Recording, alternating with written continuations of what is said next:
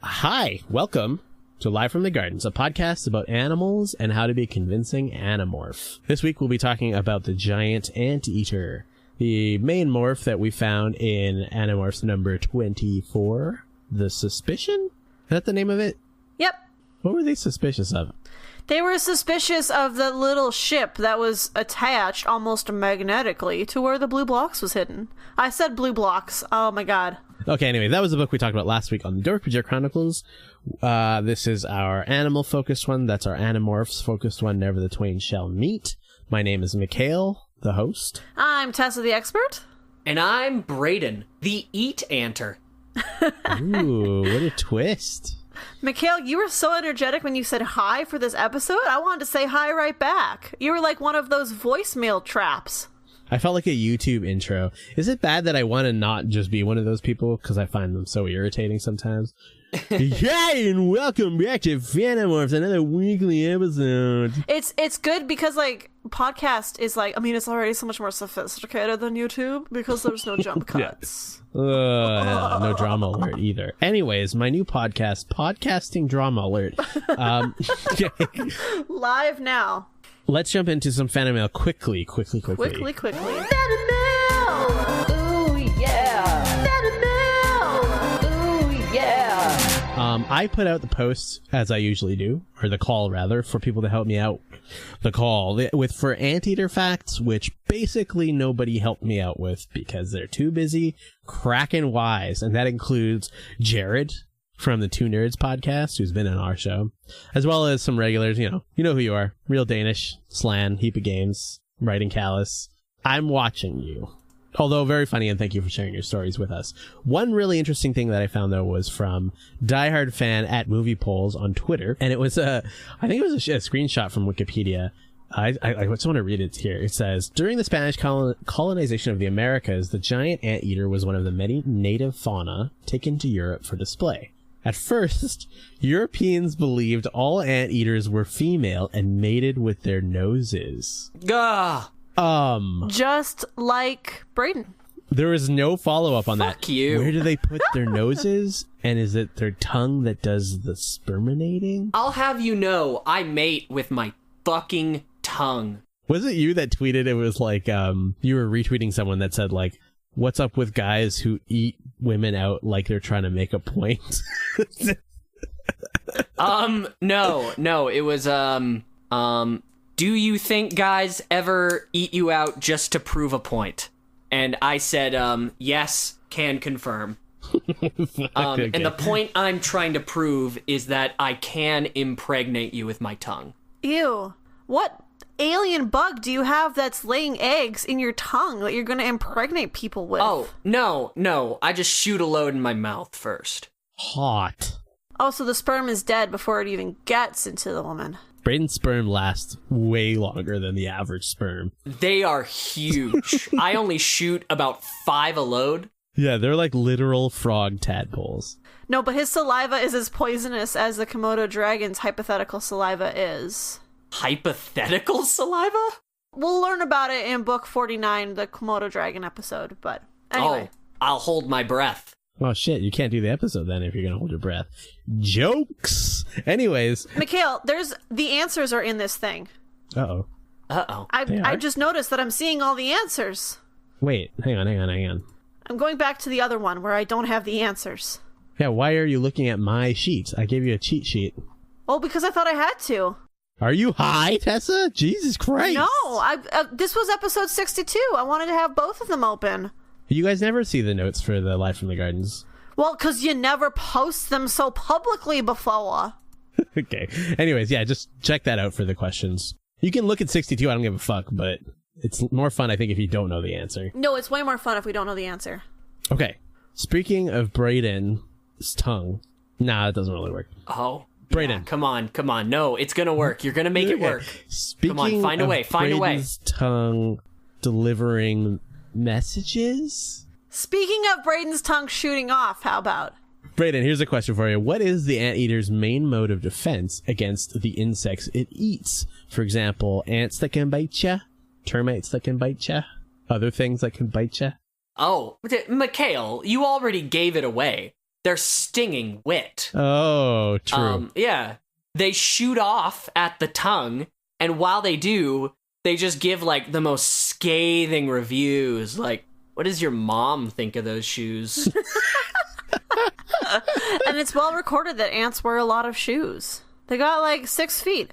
You've been et by the anteater. Anyways, the answer is their dense coat of fur, actually. So it's actually really hard for the ants to get. You guys should look up pictures, I'm talking to the audience here, of giant anteaters. They have, like, this enormous amount of shaggy fur. Which Cassie does describe in the book. Gosh, that seems so obvious. I wonder why I didn't guess that. Because this is a comedy podcast. That's the problem. It's not a comedy at all. We're standing on the edge of a cliff with the comedy, I think. It's like that painting, The Abyss, of like a dude with a cane who I think is supposed to be Nietzsche, like looking into the abyss, just like a big wide valley full of clouds. Yeah. Except like all the clouds are just like tiny little meme JPEGs. Okay, I like that a lot. This one's for Tessa. When a male anteater enters the territory of another male anteater and a conflict arises, so like during mating season, what cowboy-like behavior can occur between the two anteaters? Well, one of them's going to go to his wife, played by Anne Hathaway, and say that he's going to go on a fishing trip. And he's going to pack up his fishing things, and he's going to go up to the mountains, and he's going to make sweet love to that other male anteater in his tent. Is this the plot of Brokeback Mountain? I don't know, but one of my film teachers was in that movie. Wow, shout out to unnamed film teacher. Can we actually shout him out? You can shout out whoever you want. I don't give a shit. Larry Reese, the priest who marries Heath Ledger, and I think it was Kate. Anyways, shout out to that guy. He seems pretty cool. So the real answer is sometimes the one male will actually grab onto the back of the other one and ride it like a horse. I thought they like stood up on their hind legs and faced each other. I thought that was the real answer. The real answer is that's not cowboy-like, though. Well, I guess it kind of is. Like it is. Like a stand-up. Wow. Okay, Tessa, how many more points do I have to dock you before you stop arguing with me? No, stop. I'll be good. They do. Okay, so the most common thing is they'll stand on their hind legs and they'll kind of like show each other their claws because they have these big front claws, right? And they'll like swipe at each other. What's up? Yo, I'll take you down.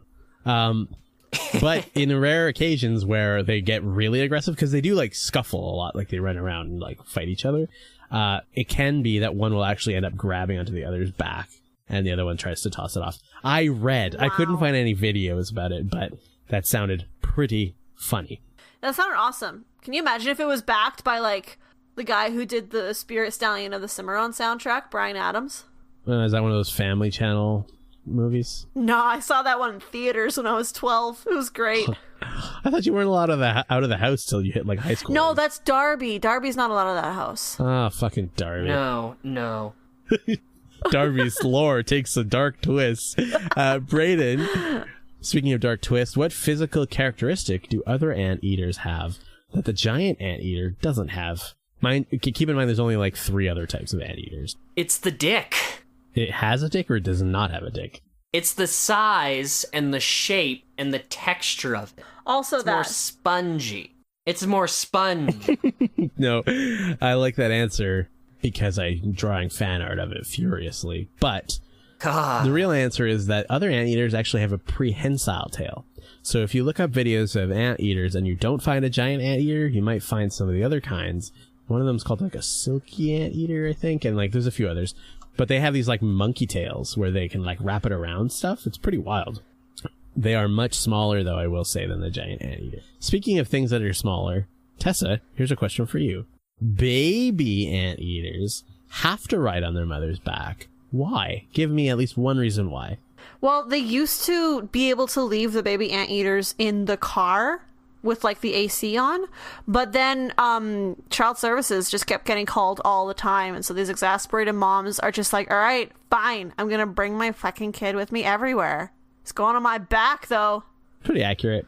Actually, you're not entirely wrong. So the babies can't move around very quickly, and the anteater actually has to eat a lot of food, to survive. Because ants don't have that much nutrition in them. It's just like vitamin bug.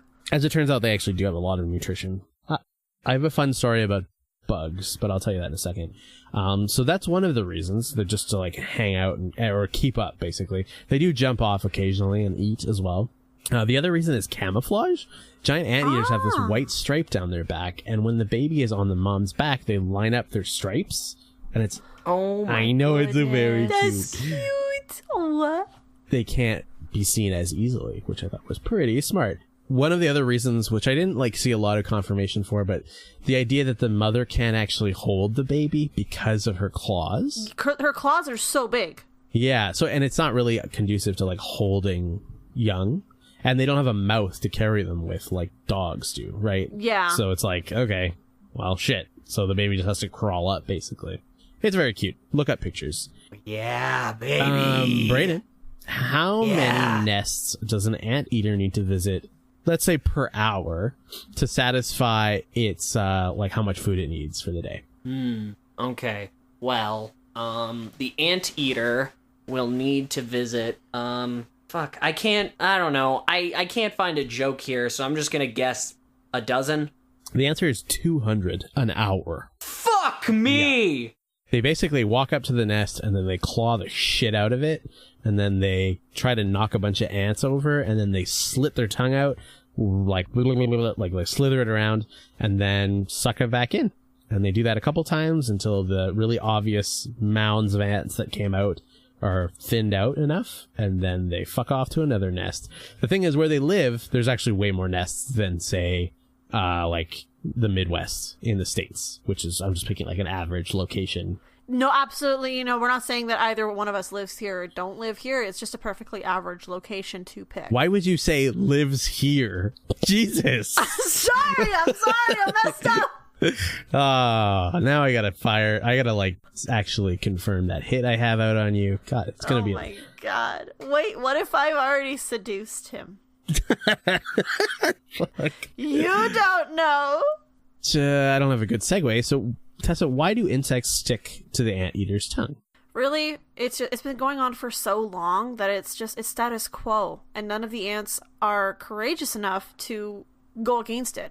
Now, if Marco was still shrunk down, or if he had the sense in book 5 to give the ants a pep talk, then they would be able to shrug off this kind of like anteater overlord and leave. But instead, they're just like, okay, here's the tongue. I guess I gotta jump on now and die. Wait, so it's just like a sense of doom? It's a sense of doom. They see the tongue and they know their time has come, so they climb up onto it and hold on with their tiny little bug legs. Little fatalist ants. Hello, God. It's me, Ant. I'm having my first period. And also, I'm about to die. The real answer, this is pretty cool, actually, because it's the most interesting part of the anteater. Let's get real. The tongue is actually covered in what's called filiform papillae, which is a type of, not a taste bud, but it's like, you know how your tongue, like our tongue as humans, have little bumps on them? Those are taste buds. No, those are papillae. Oh. Taste buds are actually the nerves, the nerve pocket, or the nerve bundles, sorry. The nerve bundle. So we have different types of papillae in our mouth. I'm sure I'm saying that wrong. The filiform ones have a lot more like structure to them, and they actually form the majority of our tongue. In terms of its shape, is due to the filiform papillae. Oh, but anteaters have these papillae that actually face backwards, so they face into their mouth. Think of like a harpoon. If you're pulling the harpoon towards you, it's going to hook a lot more things than if the arrowhead part was facing the opposite way. Well, I just thought they had sticky spit. Well, that's the other thing. That tongue is fucking covered in spit. A lot of spit. So Nice. It's a combination of both things. It also flicks its tongue out roughly 150 times a minute.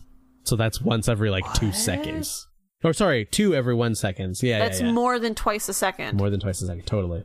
Pretty wild. It gets pretty wild from here, actually. Even more wild than that. So this one's for Brayden. How does the anteater's stomach handle eating so much chitin? Now, chitin is the exoskeleton of bugs. That crunchy part that isn't really that digestible. Oh, it's like, they also swallow a lot of like, stuff like sand and rocks and to essentially physically digest That's it. exactly right. So it's like a bird, Oh, right? oops. I was supposed to tell a joke. That is a joke. The joke is that you know even one thing. Zoom. Get fucked. So like a bird, it uses little bits of sand and dirt that it eats. And its stomach actually has, not unlike a bird's gizzard, its stomach has like hard ridged sides. Oh my God. And it contracts really hard, much harder than our stomachs do. And so it's kind of almost like sandpaper, where it's like grinding down what's in there, and it breaks that food down. There's also been, you know what? Actually, I don't want to spoil the next question, but that is how they break the chitin down. Classically, that's how we thought. The next question is for Tessa. How do the giant anteater's teeth help with digestion? It's just all molars back there that squishes the bugs. Squish, squish. And is it like a classic jaw where it's like 2 rows of teeth on the inside on the top and 2 on the bottom? You know what? It's a double jaw, like a human skull inside of the anteater's head, but there's a little 2 human jaws. in there? Okay. Like just inside each other, nesting like layers, almost like a shark. Do sharks have layered jaws? They have layered teeth, not jaws. Layered teeth. There we go. Well, these ones got layered jaws too. So the real answer is it's a trick. They don't actually have teeth. Yeah. That's so cool. So anyways, they do have a jaw. They just don't have teeth. So they think, according to certain research, I think pretty recent research, is that they actually flex the jaw while the ants are coming in. And that actually mashes them a little bit before they hit the stomach. So it's like a pre-digestion, just like humans have pre-digestion with chewing, right? So, Brayden, here's the last question. You ready? I swear, I will not say the right thing. Yeah, I believe it. Okay, come on. What is unique about the anteater's stomach acid compared to human stomach acid? It's a bright shade of mauve. Ooh, okay. Also, can I just say, am I the only one who thinks mauve should be a purple? I mean, it is a purple. No, well, I guess not. What? I might have meant to say chartreuse. Nobody knows what you're talking about, Tessa, and you're embarrassing yourself. Chartreuse is a green, and it's supposed to be a purple. Chartreuse was the name of my For the record, mauve is a purple already. Okay, carry on! No, Mauve is the name of Dwight's cousin from The Office. Oh, I've never seen that show. Inside joke, it's actually Moe's. Shout out to all you office heads. You know what else is cool is that a guy from my religion is on The Office. He plays Dwight Schrute. Rainn Wilson is Rainn Wilson is a Baha'i. Oh shit. I did always think that you looked exactly like Rainn Wilson. Wait, is Rainn Wilson my dad? Yeah, we have a meeting annually, all of your dads. Yeah. All of my dads. Yeah. The real answer is it's a second trick question in a row. They don't have stomach acid. What the fuck? So what they do is You're kidding they me. actually use the formic acid from their prey to digest their food, because remember how termites and ants have that acid that they spit out to like cut and digest shit? Yeah. They eat so many of those ants and termites that they just use the acid inside of them to digest them. Fucking wow. Pretty wild. That was the last question because I was too lazy to look up a 10th. Come at me. The next step is anteater reproduction. So they're all females, and the females stick their heads inside each other's vaginas. Not true, but wouldn't that be funny? Shout out to the earlier in this episode. I'm very tired, by the way, if you can't tell. No, I get it. I've decided to start giving the mating sections a rating out of 10. So I'm noticing I have a lot of thoughts on them. So the anteater mating, out of 10, I'm giving it the laughing, crying face emoji. There is a part of the mating ritual where the men will actually like basically ride on the female's back, according to some videos I saw from zoos. Like a horse? Or like they just climb on while they're doing it doggy style? No, this is before the sex. Before the sex, they like... Whoa. There's a lot of other normal stuff, like they just chase each other a lot and stuff. One interesting thing is that they do what's called contact transfer of sperm, meaning there's actually no like P in the V. It's just like almost like the cloaca, where it's like you just pass it. Okay. Do you know what I mean? They're just like, here you go, Barb. Same as Yeah. usual. Oh, thanks, Mike. Now I'm gonna give Yeah. birth to our children. Barb is such a good girl's anteater name because it's like barbs on the tongue. I know. Wordplay. I love that. That's good shit. So anyways, Braden sent me an email the other day about the sex club that he's part of, and it sounds a lot like this. It's not a club. It's not a club. It's not a club. Wait, you're part of a sex club? It is a group of like-minded individuals who come together on certain days. Oh my god, I thought you were going to say come together on certain people.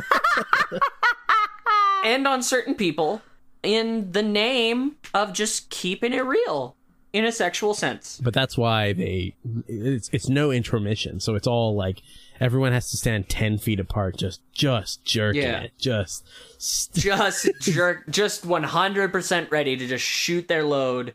A men's club, am I right? Anyways, on to the section that everyone came here for. Let's get real. The hypothetical question of the week. Hypothetical question of the week. So, this week, our question is, would you rather have the really super long, gross tongue of the anteater? Do you also have the spit? Yeah, you have the spit and all that stuff. Or would you rather have the claws? Also, by the way, everything else is the same, so you're still a human. Do we want to do a 3, 2, 1 and all answer at the same time? Why? Because that would be fun. Then we can see who's the freak of the group. We already know what Braden's going to say. And that he's above all this, and he's quitting the podcast. He's quitting the podcast. Okay, 3, 2, 1, claws. Spit. What did you say, Braden? Spit. Okay. Wait, Braden, you want the tongue? After all that talk about eating girls out for a point, you want to trade that for a skinny, useless tongue? Not Magic Mike, the name you've given to your tongue. Oh, buddy. Tessa, I hate to... God, this is gonna sound mansplainy, but do you know what I could do with a very thin, very specific tongue? I mean, you could get right up the urethra, but I don't see how that's pleasurable. Tessa, I can swirl that thing. I can work the walls on that thing. No, it's not very thick. Mikhail, how thick is an anteater tongue? Not super thick, like, Yeah, but it has some pressure to it. No. When it comes right down to it, there's just one spot you gotta hit in there. And if you go 150 times a minute, you're gonna get it one of them times. And you know what? That thing's not getting in the way of my fingers. That thing's not getting in the way of anything. Okay, I regret bringing that up. I'm really uncomfortable now, considering I've never had sex or done anything of that sort. And honestly, when Braden was like, I don't want to mansplain this to you, and I thought he was going to say, but do you know what I could do to you with it? Like, okay, I'm leaving. I'm gone. That's really gross. I don't even want to think about it. He's growing a tongue. Tessa, explain yourself with the claws. Oh, she died. Oh my god. Oh my god. Oh, that's too bad. Okay, no, I had to let the cat out of the room. I'm back now. Okay. Where are you guys where are you staying? I'm at Jared's. Oh, like Jared's with David, or Jared McClure? No, Jared's little. No, it's his little fuck shack that he keeps me in when he's ashamed of me, which he always is when I record Animorphs. Yeah.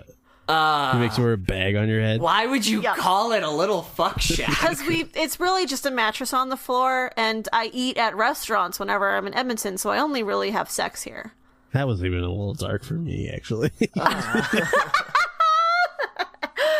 right, I would have the claws because, oh my god, I could paint them, and that would be so fabulous. They're so big, I would look so cool. I think that's fantastic. However, you have to walk on the claws as well. You know that, right? No, you don't. You're a human. Oh, no. I know. Just you specifically, though. Because you would want to. No, they don't walk on the claws. They walk on the backs of their hands to keep the claws sharp. Well, you're not wrong, actually. That's totally I'm exactly correct. I saw the inside cover of book 24. My reason for having the claws is, like, have you ever, like, seen a birthday cake and you're just like, I could fuck that up with my hands? Oh my god, you could fuck up so many cakes with your hands. So many cakes. That's the only reason. Eating a bowl of tortellini with those claws. You could daily spew them life on would each be, claw. sort of a living nightmare, like trying to drive, and my job is out of the question. Podcasting would end basically immediately. I could type. I could figure out how to type. I've seen enough movies where secretaries have 3-inch claws and they still type perfectly fine. I could learn how to type with claws. I would feel super safe. I'd have knives on my hands. Nobody would try to mug me. They haven't yet, because I only really exist on the internet in your headphones as you're hearing this. But also, nobody could try in the future. I'd be like Lust just from Full Metal Alchemist. You know that, right? I'm going to set up a mugging just so that happens. Oh, no. Oh, no. Okay. Don't do that. Tessa has a mugging kink. Uh-oh. Have you guys seen that meme where it's like... kink shaming is my kink. Yeah, kink shaming is my kink. Yep. It's the best line. line. This has been Mikhail's Meme Corner. Show within a show. Mikhail asks us what this meme is. Wow. What a meme. I was on OkCupid, and one guy... messaged me and was like, "Hello, milady. Do you like May-Mays?" He spelled it MAY-MAY. Oh, no. I deleted my OkCupid account. Yeah, you need to burn that shit. Burn and purge. Fuck me. Is there a dating site for like virgins? Christian Mingle? Christian Mingle. Yeah, right. They wish. Farmers only because they're too busy? Praying, I guess? I don't know. No, they're too busy farming to have sex. What's the one where they have foot-long tongues and they're trying to make a point by eating you out? I think that one is the SCOBY. The SCOBY? Sorry. What the hell is SCOBY? It's named after, that mass that you use to make kombucha. Kombucha?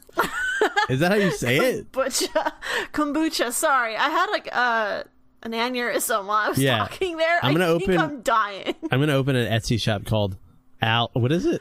Aloran's Kombucha. Here we pronounce everything wrong.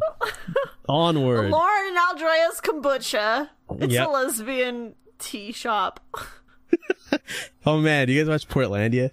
Do you know the bookshop Women and Women First? I did not understand that joke for so long until I saw Titanic again, and it was like Women and Children First. Aww. The bookstore Women and Women First. So anyways, this has been Mikhail rehashing other people's jokes again. Come back to our show within the show, Mikhail Portlandia cast, where he just tells us about Portlandia sketches. Next week, I will be on Portlandia. No, next week we'll be talking about Animorphs number 25, The Extreme, the Marco book. The following week we'll be talking about, my guess is polar bears and probably something else. So where can people find our stuff? You can find our stuff at collectivelegacy.org, and we've got Twitter, Tumblr, Instagram, and Facebook. You can also subscribe to our podcast on iTunes, Spotify, and pretty much anywhere fine podcasts are distributed from. And you can find us particularly on our parent website, collectivelegacy.org. That's right. Mm-hmm. Check out the other shows there. We got some cool stuff. Oh, yeah, man. 2 nerds in a basement, that's my shit, especially when Jared gives me useless facts. Oh, my God. I was on the Catwoman episode that came out a little while ago. Oh, so good. Pretty good. I was on the Spider-Man, 2002 Spider-Man, Tobey Maguire. Also, if you like Jared from our Animorphs TV show episodes, he's the host of 2 Nerds in a Basement, so... I was also on that show. We did... Were you? Well, I don't actually know. Because the episode might not be up because of technical reasons. Okay. Also, it might be best that it's never out there because I very highly praise writer Max Landis, who is now embroiled in a sexual harassment scandal. You can also show support for our show at our Patreon page, patreon.com/DORKBAJIR, Dork-Bajir. There's a lot of stuff on there. You can find bloopers, like where I'm sure 90% of this episode will end up. Yeah, if you open up your podcatcher app and you've noticed you've got like a 7-minute episode from us, the rest of that is just shoved into a bloopers corner. Yeah, we also have a patron-only Discord server where we've been making custom Animorph emojis and... Yeah, fuck. That's That went over surprisingly. There was a really lively argument about Digimon versus Pokemon, which I enjoyed thoroughly. You enjoyed? You enjoyed it? It actually ruined me for saying the word enjoyed. That's how much I said it during that conversation. Enjoyed. And he wasn't even saying it. It was all text. Other stuff we've got on Patreon. We've got Animorph essays written by us. We've got monthly essays you can subscribe for. That's right. You can also be a guest on the show if you give us money for it. Yeah. Money. Also, you can't be a 3-time lascivious rapist. What? I'm going to cut that out because it did not come out properly. Like, what the fuck was that? Yeah. What the fuck? Was that a Bible reference? No, it's not. The joke was like, you could be a 2-time rapist and be a guest, but not a 3-time rapist. That did not come across. No, I know. That That's didn't why I'm not gonna read it. Lascivous? Yeah, you said lascivious. What does that even mean? Lascivious means a recidivist. Sorry, you didn't even say it right. Recidivist means you like committed crimes, got caught for it. I don't know. We'd also like to play our patron shout out game where we list off our patrons and give them a perhaps made up Animorph book title. Okay, Tessa's going to tell us if we get one right, like if we actually pick a real Animorph title. Okay? Yep. I'm going to go first. Mm-hmm. Spencer, thank you, Spencer. Spencer, the Poltergeist. That one's not on here. Poltergeist is mentioned in book 11, The Forgotten, where they go to... no, it's not in book 11. It's in the first Choose Your Own Adventure one, where they do the book 11 plot, and Marco talks about don't go into the light, poltergeist. Maybe it's also in the actual book 11. And I heard Spencer wrote that. Who's next on the list? Next up is A Heap of Games, friend of the show, the soda. Okay, no, there's no soda either. Shit. Gosh, I'm good at this. Thank you to... 2 episodes in a row. Thank you to Anyanka, the proposal. Ooh. What are you trying to say, Tessa? I really like Anyanka, and I really like all of our patrons, and I do want to say, do not feel guilty for not giving us money. This is not our job. This is what we do for fun. Do not feel guilty, please. Yeah. Oh, I quit my job yesterday. What the fuck, Tessa? Tessa, don't encourage them to not pay us. Well, you guys don't need money. You guys do porn for, like, on the side. I mean, that's true. I don't take photographs of the shit I get paid for. For the Phantomorphs and anteaters everywhere, my name is Mikhail, the host. I'm Tessa, the expert. And I am Brayden, the exceedingly long tongue. And this has been Phantomorphs, the Dork-Bajir Chronicles. All right.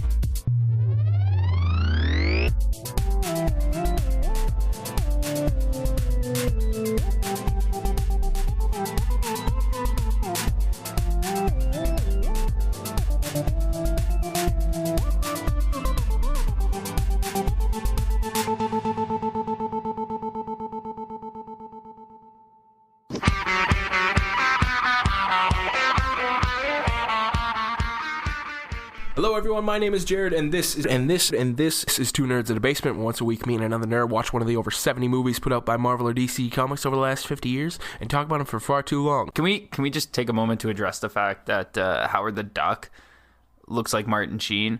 You just want a Jimmy Olsen torture scene, right? Something. Don't just shoot him in the head. Like, string him up by his toenails and just go to town on him. He's just got this scratchy voice. It's so annoying. What's our solution to nuclear warfare, 10-year-olds? It's like, I want to be a witch. I want to explore the black magics, and you get the aesthetic of your dreams, right? I went straight to the boob grabbing. Hang on. Let me get there.